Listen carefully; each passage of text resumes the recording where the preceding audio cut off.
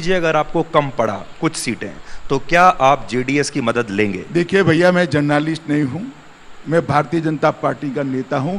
आत्मविश्वास से भरा हुआ मेरा नीचे फील्ड का एक्सपीरियंस है।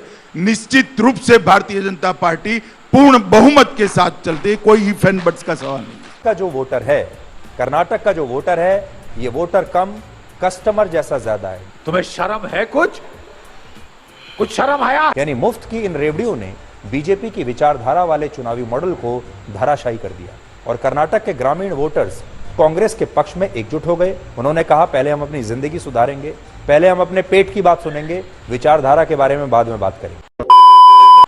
हेलो एवरीवन, आप सबका स्वागत है मेरे अपने यूट्यूब चैनल SW रिएक्शन पर। आज हम जो वीडियो लाए हैं वो सुधीर चौधरी पर है। अरे सॉरी, सुधीर चौधरी कहना उसे ठीक नहीं होगा, उसे तिहाड़ शिरोमणि कहकर ज़्यादा पुकारते हैं, क्योंकि कुछ साल पहले दिल्ली में तिहाड़ जेल जा चुके हैं वो रिश्वत लेने के जुर्म में। आइए उनकी चाटुकारिता भी देखते हैं, गवर्नमेंट से किस तरह से चाटुकारिता करते हैं। मैं एक बार दर्शकों के लिए और वोटर के लिए जानना चाहता हूं कि मान लीजिए अगर आपको कम पड़ा कुछ सीटें तो क्या आप जेडीएस की मदद लेंगे? देखिए भैया, मैं जर्नलिस्ट नहीं हूं, मैं भारतीय जनता पार्टी का नेता हूं। आत्मविश्वास से भरा हुआ मेरा नीचे फील्ड का एक्सपीरियंस है। निश्चित रूप से भारतीय जनता पार्टी पूर्ण बहुमत के साथ चलती है, कोई इफ एंड बट्स का सवाल नहीं।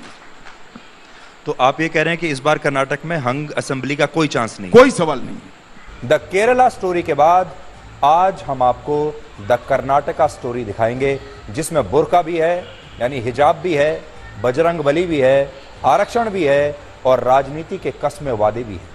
आज का ये विश्लेषण देश की जनता के लिए है, यानी आप सब लोगों के लिए है, लेकिन साथ ही कांग्रेस और बीजेपी के नेताओं के लिए भी है, क्योंकि उनके लिए भी हमारे आज के विश्लेषण में कई सीख हैं। आप कहां थे ज्ञानी बाबा?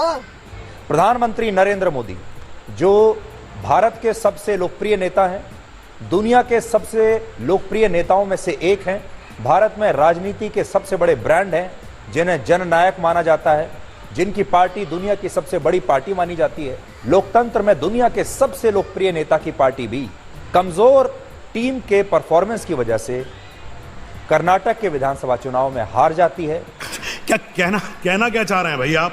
कर्नाटक का चुनाव कांग्रेस पार्टी की लोकल गारंटीज और केंद्र सरकार की कल्याणकारी योजनाओं के बीच था, जिसमें कांग्रेस एक ई-कॉमर्स कंपनी की तरह वोटर्स के लिए हैवी डिस्काउंट वाली सेल लेकर आई थी, इसलिए इसमें कांग्रेस जीत गई। आज का जो वोटर है, कर्नाटक का जो वोटर है, ये वोटर कम कस्टमर जैसा ज्यादा है। तुम्हें शर्म है? कुछ शर्म आया है?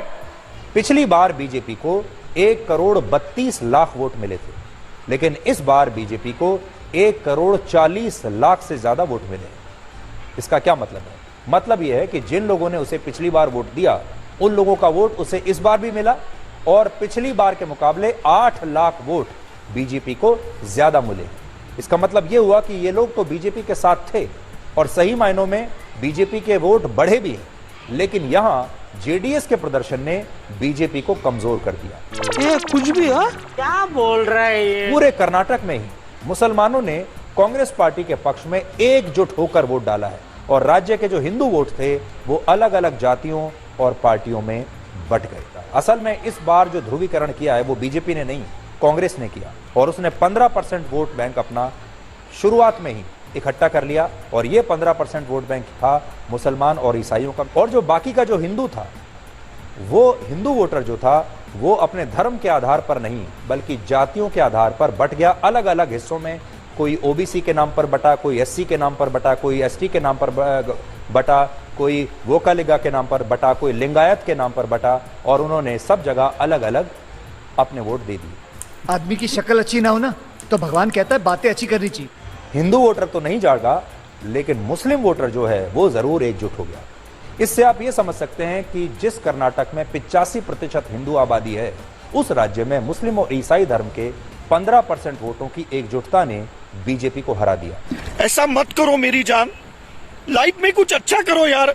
यानी मुफ्त की इन रेवड़ियों ने बीजेपी की विचारधारा वाले चुनावी मॉडल को धराशायी कर दिया और कर्नाटक के ग्रामीण वोटर्स कांग्रेस के पक्ष में एकजुट हो गए। उन्होंने कहा, पहले हम अपनी जिंदगी सुधारेंगे, पहले हम अपने पेट की बात सुनेंगे, विचारधारा के बारे में बाद में बात करेंगे। ये सहन नहीं कर पाएंगे, ये पचा नहीं पाएंगे। हमें अपनी सहन शक्ति बढ़ाना है।